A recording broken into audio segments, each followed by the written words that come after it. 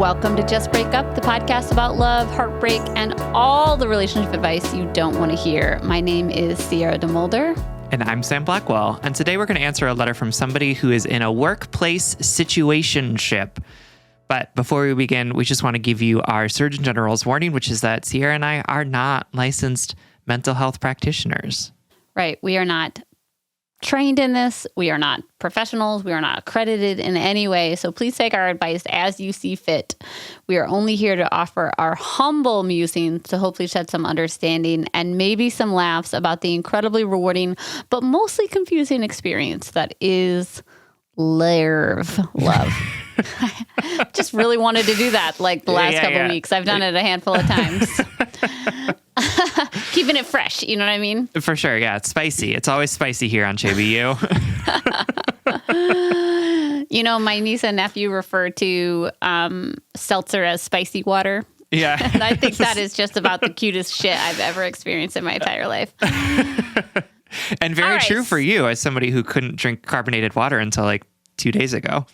Why do you got to drag me like that? Okay, less about us and more about y'all. Today we are going to check in really quickly about a topic that is actually related to the letter we're going to dive into today, which is workplace relationships. What do we think? And how do you do them?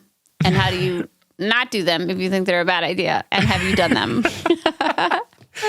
Wow, there's so many questions there. Yeah, we're diving in. For sure. So, I have not done a workplace relationship, thank God. Never? Not even like a little dalliance? Is that the word?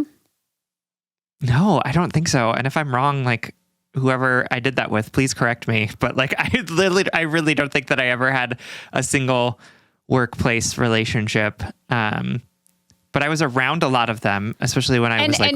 And you're including like a workplace flirtation or workplace after hours making out, or maybe in hours, who knows? Yeah, I'm including all of that. I don't shit where I eat. Wow.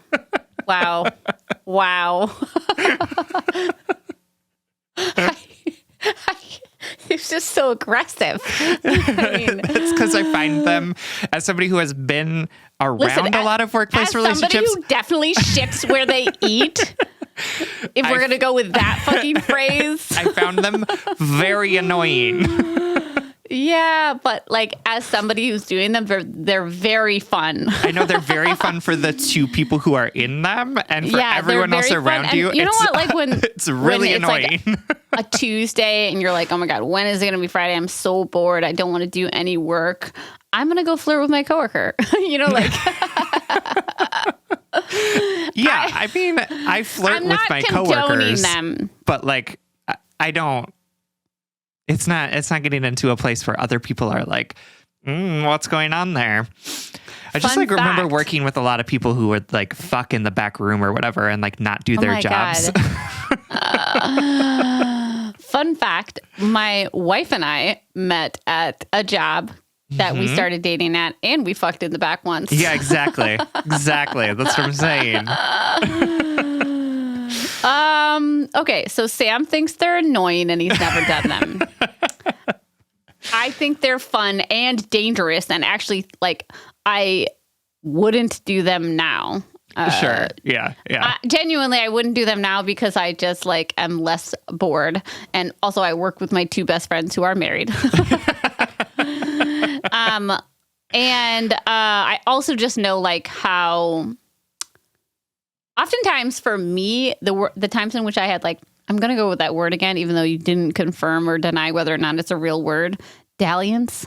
Yeah, that's a word. Is that a thing? Yeah. Oh, great. And I'm using it correctly. Yeah, I think so.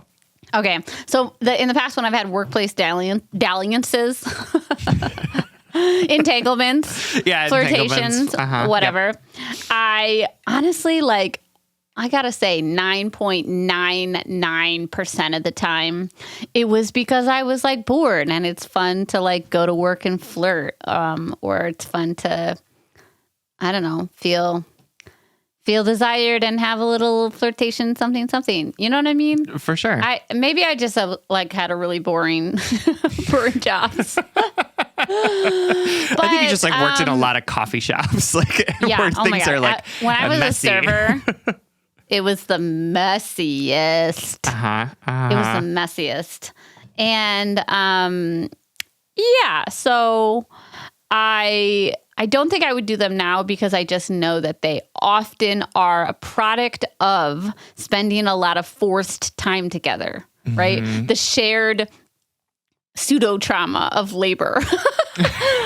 And I'm saying real. that totally ironically, but like, you know, when you have something shared to like complain about, like, oh my God, can you believe that Tina folded the napkins in that way, or she didn't do any of her side work after her shift was cut? You know, like shared complaints is like the highway to pseudo intimacy. You know what I mean? It is. It absolutely is. Yeah. And then add to that, like, you know, work boredom or the idea that it's like not allowed, you know, it's like scandalous and sexy and whatever. For sure. I fell for that a lot. Yeah, no. Meanwhile, I'm like, can you get out of the way? I have to put the muffins out. Like, stop doing this. Do you like my muffin?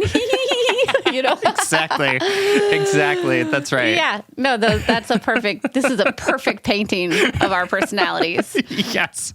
And it's like, I don't go to work to like flirt with people, and like, I 100% do that. It's like, I go to work because like, I need to like make a living. Like, yeah, this is my living, girl. Like, and if you can't see me, I'm gesturing at my body. Yeah, no, absolutely. Anyway, I'm exaggerating like 40%, but yes, I was in a ton of them, and I probably would never do it again because I think I have like a little bit stronger of a grasp on my sense of like this actual autonomous desire and not just like going through the motions of flirting. I also know that they're just complicated, and this isn't to shame anyone who gets into these things, nor is it to say that if you have a true, you know, a true connection or you're drawn to somebody, that it's like a product of spending a ton of time together. That's like also a recipe for like a great connection, is spending forced time together. But I think that like, what are the things that horses wear? Blinders. Yeah. I think when you have to spend time with someone, you put blinders on and just like accept them at a different level if you didn't have that like work schedule tying you together. Yeah, no, absolutely. And I think that the fun part about it is also the like, it's naughty, it's bad, like, no one can tell that we're making out in the break room, and it's like, everyone can fucking tell that you're making out in the break room, so stop it. I am so sorry to all of my coworkers, because I would straight face lie. Oh my God, you want to hear some deets? It's been a long time since we got into like some sloppy details. Yeah, absolutely. Know? There was like this gorgeous, just dumb boy. I'm into it already. If you're listening, regretting. Sorry. I'm already regretting saying that, but like that's how I felt about him at the time, which is maybe even worse. And everybody knew he was like gorgeous. And I would just like straight face lie to my other coworkers because I didn't want it to be known that I was sleeping with him. Sure. And no one knew, I'm sure. It was a big secret. I'm sure you kept it. You want to real close to the vest. You want to know the spiciest tea is that boy still DMs me like every 2 years in the middle of the night. So wow. Making some sort of dramatic noise. You must have been worth it for sure. Yeah. No, I was. No, I just like in so many professional settings from like or coffee he just shops. thinks I'm easy and dumb like that. Me over here, I'm like remembering it like, well, I was the time of his fucking life. Instead, he's like, well, she's pathetic, so let me contact her. It's like you both had really good opinions of each other, clearly. It was a relationship of deep disrespect, mutual disrespect. I like it. That's probably what made it so fun. You know what I'm saying? Yeah, no, absolutely. No, I just like there have just been so many relationships around me from like coffee shop for sure. Like I worked at a movie theater where there was like shit happening all the time. But then like also like when I worked like in an office, it would be like there were just like people and it would be like it was a secret to no one who was hooking up with whom.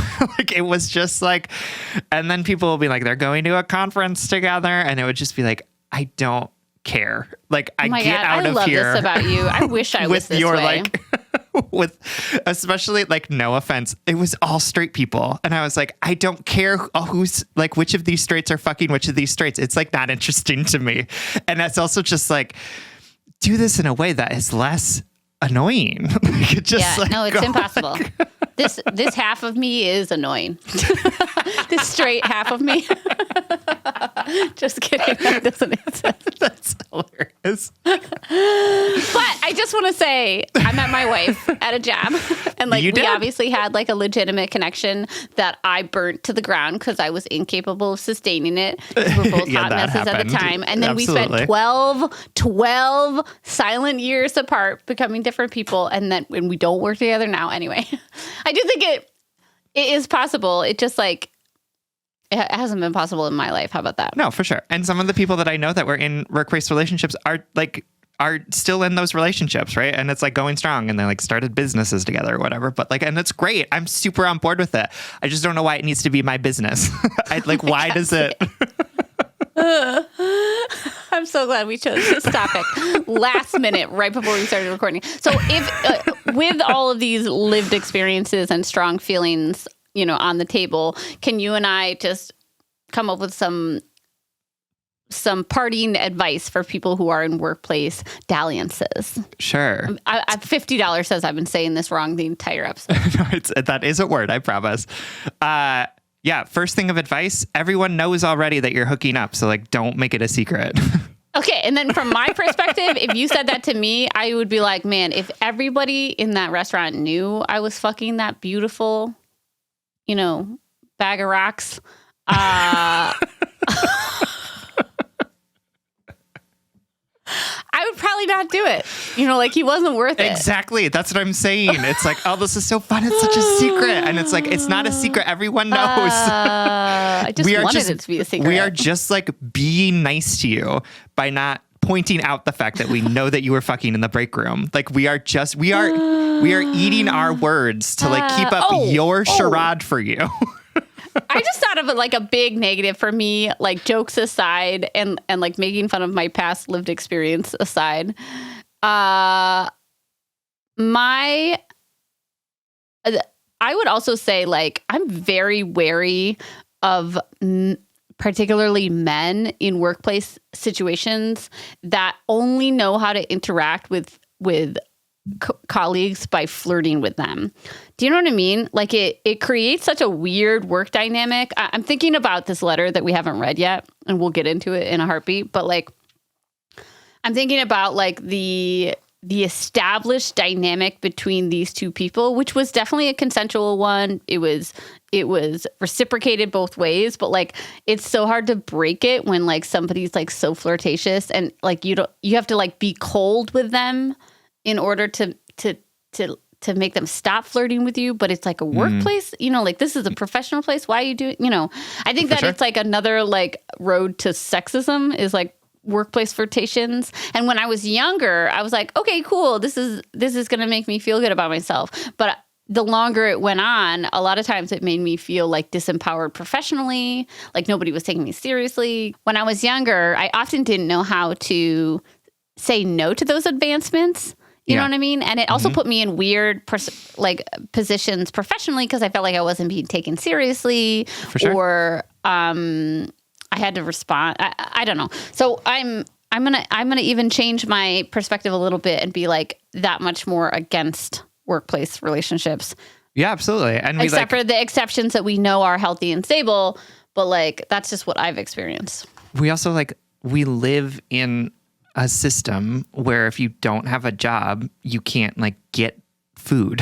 So part of it is also like the workplace, like, and I'm not trying to say that like professionalism is important because I think that that's bullshit too. But I do think that like involving these like situations where it's like, I can't go to work because this person, I'm not speaking to this person anymore. It's like, okay, cool. But then like, you have to go to work, right? Like that. Yes. It's like an a necessary evil of the system that we live in. And it like can totally complicate things. And it's like, I think that's part of the reason why I've never done it, is because like I kind of turn off part of myself in order to like go to work, because it's like I need to be paid in order to like live my life. And so rather than like pretending like I'm coming here like fully myself and like excited to like do everything, I'm like, no, this is a job. I'm being paid to do it. And I'm not going to do anything that's going to jeopardize that. And if I want to like hook up with people, I will like do it outside of this place where like other people's perceptions of me, good or bad, are the thing that decide whether or not I actually like get to pay my rent every month. Right. Like, that's why I've always tried to avoid it. But I also get that people really want to show up at work and like be their full selves, because that's where they are most of the time. Like that, I get it. So yeah. And let me add to this argument, like, I feel like 9 times out of 10, there's power dynamics, because absolutely, how often are you interacting? Like in my jobs, I feel like we were all just servers. You know what I mean? But there can be a manager and, lower level. What's the word? Job, lower level employees, position. Yeah. Position. There can be there can be a manager and like a lower level employee or position. There can be this power dynamic. And once the relationship happens and potentially ends, or it sways things. It complicates things. It can be taken advantage of. It can turn sour. It can really complicate the way you make your living. The letter we're about to dive into, this person has to show up and go to work and deal with this extra layer, this extra emotional load because of this workplace happenstance. But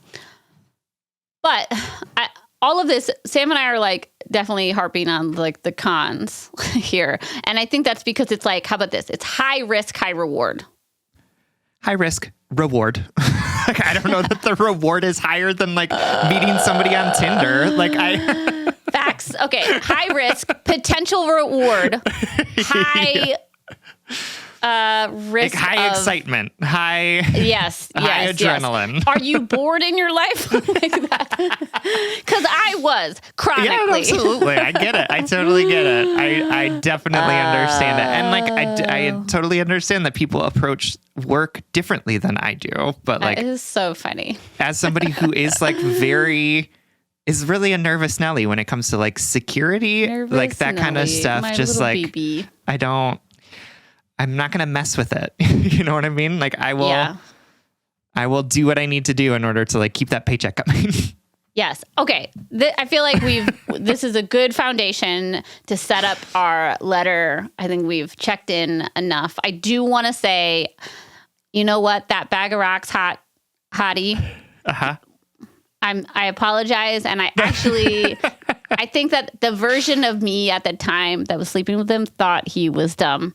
But now, 37-year-old, instead of however old I was, 20-something-year-old Sierra, he probably wasn't dumb. I just I was seeing him as a 2-dimensional version of himself so that I could objectify him. Yeah. Well, good. I'm glad that you named it. Were you also his boss? No. We were, maybe I was his shift supervisor. I don't know. Anyway, sorry to that hot person who is maybe listening. I respect you, and I'm sorry I called you dumb. I don't think that you're dumb. There you go. All right, let's get into our letter. This comes from Finger Banged Bandit. Okay, first of all, I basically chose this letter so that Sam would have to say finger banged. Or as my lovely partner would call it, fingy bang, because that's a fun joke that we do where we abbreviate everything. Yeah. Whose pronouns are she, her, who's writing from London, UK. Hi, Sierra and Sam. I want to start by saying thank you. Your podcast has truly helped me through some emotional times, and your comforting voices always make you feel a little less alone. You two are awesome. I'm a 29-year-old she/her female, and my drama starts and ends in the workplace. I have been at my current job for just over 9 months, and I absolutely love it. I love the company, and it really feels like I have found the career path I was meant to pursue, even at 29. The people are amazing, and I have made friends for life, but there's one in particular. What started off as a friendship with someone, he, him, quickly turned into an insanely flirty relationship, blurring the lines of our friendship. The more I've gotten to know him, the more I feel that I have truly met my other half. We have exactly the same interests, life background, mannerisms, and just literally click. I feel completely comfortable, and we have massively opened up to each other. The more time we spend together, the more it feels like we are stars aligning. I've fallen in love with my best friend. The one catch, he has a girlfriend who has been on and off for 4 years, currently on. I found this out early in our friendship through a mutual friend of ours in the office and not through the horse's mouth. He has never mentioned his girlfriend in front of me, and so I know it is wrong, but it's easy to pretend that she doesn't exist. The outrageous flirting and undeniable connection we have all came to a head about a month ago. We were on a work night out and getting extremely close. We ended up in a disabled toilet together, don't ask how, and after he randomly confessed his feelings for me and gave me what I thought was a green light. Apparently, he'd liked me for months and was even going to the toilets during work hours and relieving himself at the thought of me. His words, not mine.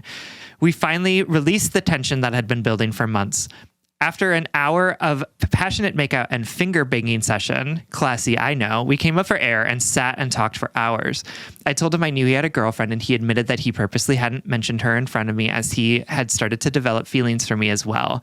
It felt amazing to finally get things off our chests and be completely open and honest with each other about how we felt. He did, however, say that he has been through a lot with his girlfriend, and he wasn't sure he was ready to see that relationship end just yet. He said this after everything we had been doing for multiple hours of amor time. I don't know how to pronounce that word. I'm not following along, so I cannot help you. Okay, great. He said this after everything we had been doing for the multiple hours of amor time. After hours of continuing talking and kissing, and yes, more of a cheeky finger bang. What is the difference between a finger bang and a cheeky finger bang is my question. Maybe there's like cheek grabbing, like booty shake. Sure, literal. Like literal. I think cheeky. More like cheeky, like, Yeah, I know, but like a really serious finger bang, or oh, this one's just like coy and kind of sassy. How serious finger banging can you be in a bathroom stall? Very is the answer from my 20s. Yes, absolutely. And it's also unclear to me if they are still in the bathroom stall and continuing to talk for hours. If they moved. Mm-hmm. Yeah, but people are like, again, a great example of like, yes, they've been in the disabled bathroom for an hour. Like, I wonder what they could be doing in there. We both decided to both head home separately, and then he went radio silent. A few days later, we met up to talk about what happened, and he said while he doesn't regret at all what happened, he isn't a cheater and feels bad about what he had done and that he can't end his relationship right now. Feeling a little rejected, we decided to move forward and continue our close friendship. We did, however, quickly slip back into old habits of our flirty ways and undeniable chemistry. So my question is this: how do you get over someone who you have to see every day at work and it is worth fighting for? I have tried different approaches from the advice from friends of keeping my distance and to stop the flirting, but it's hard to let go of a connection like this. It doesn't happen to me often, that's for sure. This has just raised questions from him asking, are you mad at me? I truly believe if something is meant to be, it will happen. And further down the line, who knows? But for now, my heart hurts every time I see him, but I am putting on a brave face and continuing as though things are normal, even though it's driving me crazy. It does feel like he's having his cake and eating it. Any advice on the situationship would be so appreciated, just to bring a bit of calm to my very tangled web. Yours truly, the finger banged bandit. Love any chance to say something ridiculous like that. So my sister in finger banged bandit tree. Love it. Love a good fingy bang, you know? They are fun. Yeah. This is so difficult because, it's hard to carry a lot of things at once right now. So you're trying to show up at your job, you're trying to do your job, get paid. You're trying to sustain your professional relationships, like not have a workplace environment that's like extremely difficult to be around. You're grieving your disappointment over this thing happening in this fun and sexy way, but then ending up being something that's not sustainable or something that this person explicitly said cannot happen again. You're carrying like confusion about how to navigate, like, do you continue this flirting with him explicitly saying, I can't be with you, I don't want to leave my girlfriend? And then also him being like, are you mad at me when you pull, like there's confusion there about like how to act. For sure. All the while you have to like show up and do your job, and like mandatorily have to see him every day in order to, like Sam said earlier, buy food. That's difficult. That's difficult. And we're going to give you some advice on to how to extricate yourself from this quote unquote undeniable chemistry, in just a couple minutes. But first we are going to take a very, very fast break.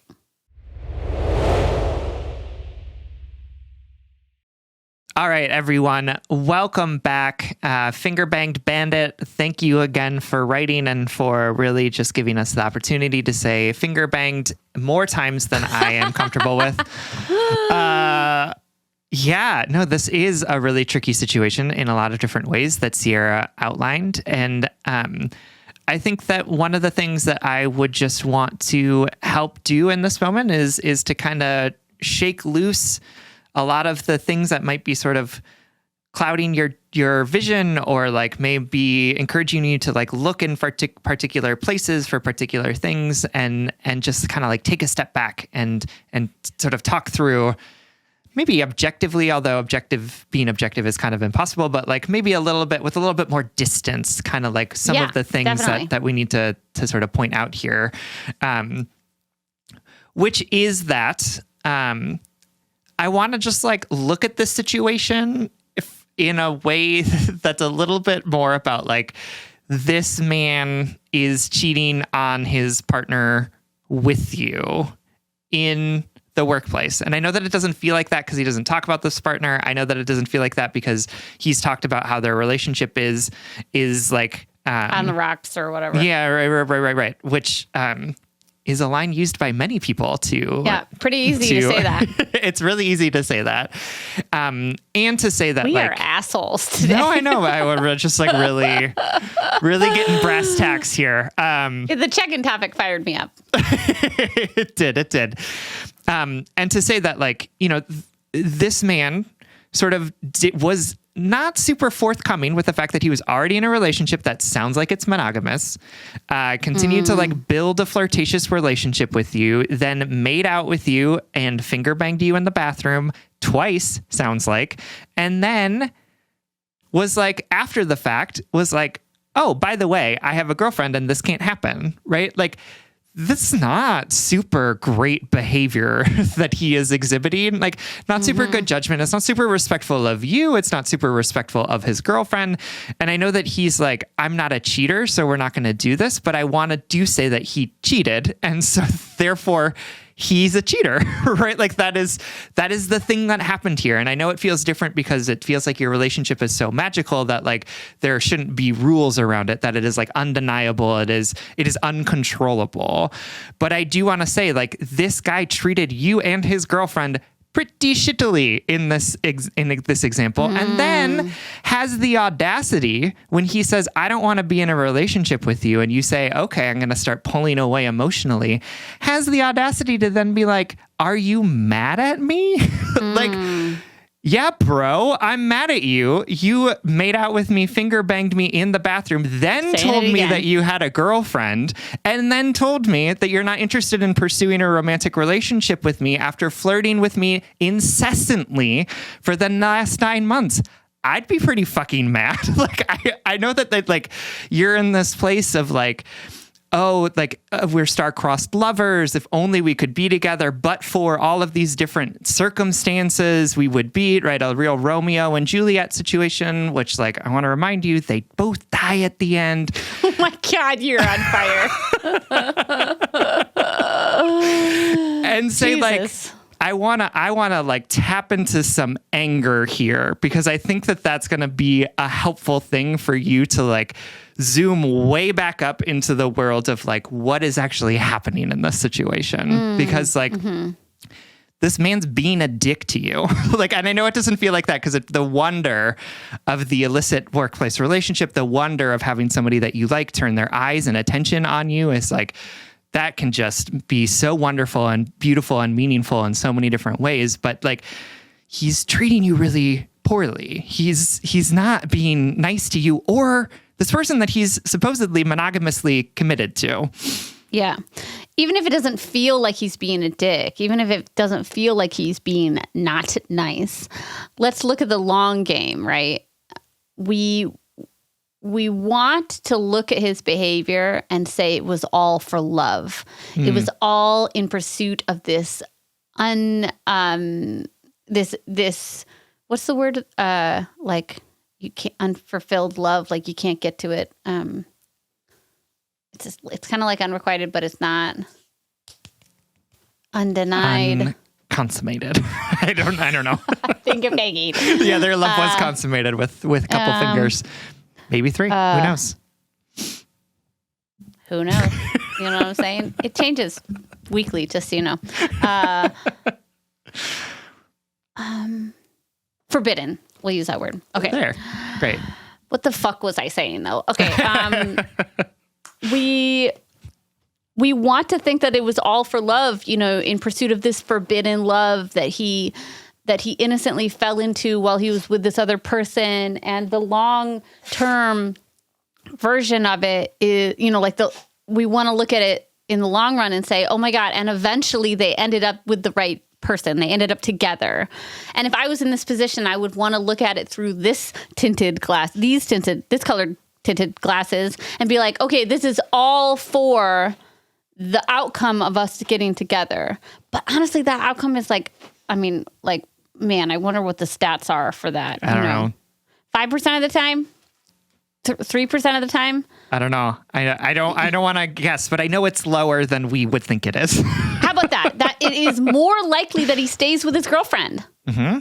Or that he breaks up with his girlfriend and you start dating and it doesn't work because like, or he breaks up with his girlfriend and starts dating someone else in the office or like whatever it might be, right? There's like a bajillion different outcomes of this. And you're sort of really focused, like Tira said, on this one thing that feels inevitable, but is not actually guaranteed in any sort of way. Yeah. And so if you take off those tinted glasses and look at the situation from another lens, you can see all of this flirty behavior is flirting towards nowhere. It's flirting towards a cliff. Yeah. Uh-huh. You know what I mean? All this good feelings and this good connection doesn't amount to anything if you add it up and the total is he's still with someone else. You know? Mm-hmm. And I wanted to put, earlier in the intro, I said undeniable chemistry. I like highlighted that part because I know what it's like to feel that way, that to say that it's literally hard to be around someone because you feel so drawn to them. You feel it's the ease, the joy of being in conversation with them. It's fun to flirt. He's a great kisser. He's a great finger banker. Said that for you, Sam. You know, he is funny. You hit it off like you are two peas in a pod, right? That is hard to fight against. And this chemistry is not undeniable. Like you can deny it. You can say, wow, we get... I know that's just a phrase, but like try to think about it a little more literally. We get along so well. It is so easy for us to fall into these flirting behaviors and these patterns. And it's so easy for us to feel good around one another. But I know intellectually that these good feelings are masking what's underneath. So I'm going to choose to deny what is easy, to deny what is comfortable and sit in the discomfort of like, I don't think that we can flirt anymore. I don't think we can be chummy anymore, right? We can't be, we have to like put some distance between you and I because it's easy and it feels nice to fall into these routines, but I know it's adding up to nothing. It's amounting to nothing because you don't want to leave your girlfriend. For sure. And honestly, the percentages of the people who do leave their partners for someone or whatever, which guess what? I have no judgment about this. Like, is he cheating on his girlfriend? Absolutely. Do I judge him for that? No. I literally can't. It just is something that people do. But I bet you that there's some correlation with somebody saying, I can't do this anymore. I'm not going to participate in this relationship in the same way. You don't get this sort of unfettered access to me if you are with someone. Yeah. If you are staying in your relationship, I bet there's a correlation between people being like, oh, okay, this is making me realize that the feelings I have for you are genuine and I'm not happy in my relationship or whatever. Mm-hmm. That's not why we should do this.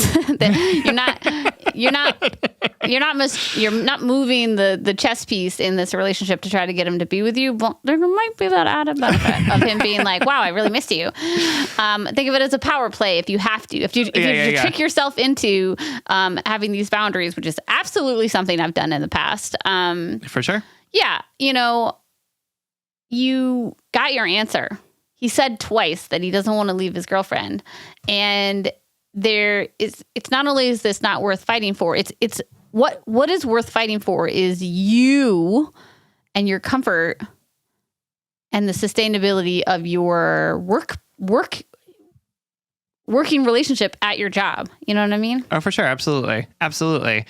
And I also think that like, as you're thinking about how you're going to do this distance creating between you and this person, I want you to do it with a lot of I statements around it. Yeah. Because it's got to be like, I'm putting distance between me and this person. I am choosing not to. Yes. Exactly, right? Like I'm choosing not to engage in this because like often, and this has been my experience 100%, where it's like, we need to agree that we can't see each other anymore, right? Like we can't be having these conversations anymore. Very smart. Yeah, because then your success depends on the other person, right? And like, there's like very smart. Right? Because then it's like, oh, well, he kind of sent me that flirty thing. So now like we've both collectively agreed that this like rule no longer plays anymore. Right. Yeah. As opposed to saying he sent me that flirty thing. And my boundary that I'm enforcing for myself is that I don't respond to that flirtation in any way. Yeah. Right. And I'm saying this from like a lot of experience of like what has been successful for me to end stupid flirty relationships with people who don't actually want to be with me is that I had to get 100%. Out of we need to agree to not talk to each other to I need to agree with myself that talking to this person isn't helpful for me. Is not a place of comfort. I was literally just gonna say that you said that and so many things popped into my head from my own personal experience, particularly experiences in which I was the one to finally end something like that. I'm thinking about like a lot of, not a lot. I didn't have like 80 of these, but like there was a couple people who just like were in the periphery always and kind of like had like weird flirty ownership over me. And I would feel obligated to them because of this weird engagement we were doing, even though we were never together or whatever. And honestly, when I got with my wife, like when we first started dating, I stopped texting that person back, this one person I'm thinking of specifically, because like I never liked the way we like danced around dating and we danced in this flirty way. And I just didn't want to bring it into this next thing. And I knew the way it was going to stop was for me to stop engaging. Yeah. Yep. Absolutely. Which is like, of course, easier said than done, especially if you have to like see this person every single day. Refer back to my feelings about workplace romances. Yeah. But and like, don't refer back to mine because mine are like, it's fun. It is, Yeah, and I think that it's going to be a hard road for you, right? I do think it's going to be challenging to put these heart barriers and like communication barriers in place with this person for all the reasons that you outlined in your letter, right? You like him. He seems to like you. You have similar interests. You vibe really well, right? Like all of that stuff is true, and it's going to continue to be true. Yeah. And so like, how are you also setting yourself up for the idea that there are going to be missteps in you doing this, right? And to not just like throw everything out the window when you respond to the flirty thing that he said or whatever it is, but right, like sort of keeping an eye on the end goal and not just saying like, well, I messed up once, so now let's just like keep going down this road because right? How are you also sort of noticing what's happening for you when he continues to say flirty things to you, when you see him being extra super cute in that meeting or whatever, and be like, oh yes, here it is. Here it comes again. This feeling. I also know that this feeling isn't telling me anything important. It is just telling me that I like this person, right? Like, so cool. Absolutely. Refer back to our last episode in which we said hot people suck. That was a couple of weeks ago. It's very true. They really just do suck. Just the audacity of somebody being so hot, like, ugh. I know. Rude. But sort of disrupting that for yourself and reminding yourself, right? Like that feeling of, oh, I really want to be with this person. Of course you do. Absolutely. Yeah. Yep. That feeling makes a lot of sense to me. He seems like a really cool dude, except for the fact that he's kind of dicking people around, and say like, yep, cool. I know that I want to be with him. And I also know that I can't be with him. So what am I going to do to put a little bit more distance between us? How am I going to respond when he says, are you mad at me? How am I going to figure? You tell us how she should respond. Cause I have an idea. I would say, I'm not mad at you, but I am trying to put more distance between us because of the fact that you are with someone else. Yeah. And to say like, I have feelings, say it. I have feelings for you, and I feel as I don't want to put energy into them anymore. I have to put some stronger boundaries or parameters around don't even tell him that you have feelings for him. Because I don't want to like ignite some sort of weird conversation where you're like, you're right. I have feelings for you too. Say like, you told me twice clearly that this can't happen again. And so I'm trying to really prevent that from happening, or say like, so it won't happen again. I won't lead this to that, Yep. And this is what it looks like for me to make sure that this doesn't happen again. Right? Yes, totally. Cool. Great. Love that. And you can also say like, yeah, I am mad. You can also say that. And I kind of want you to be mad. And, again, like maybe I wouldn't say I'm mad because I don't want to like incite the conversation. I just want it to be like done. You don't get access to me anymore or whatever. But you have a right to be like, you made this bed with me. Like we made it together. Like we both actively ignored the 4-year relationship that you have.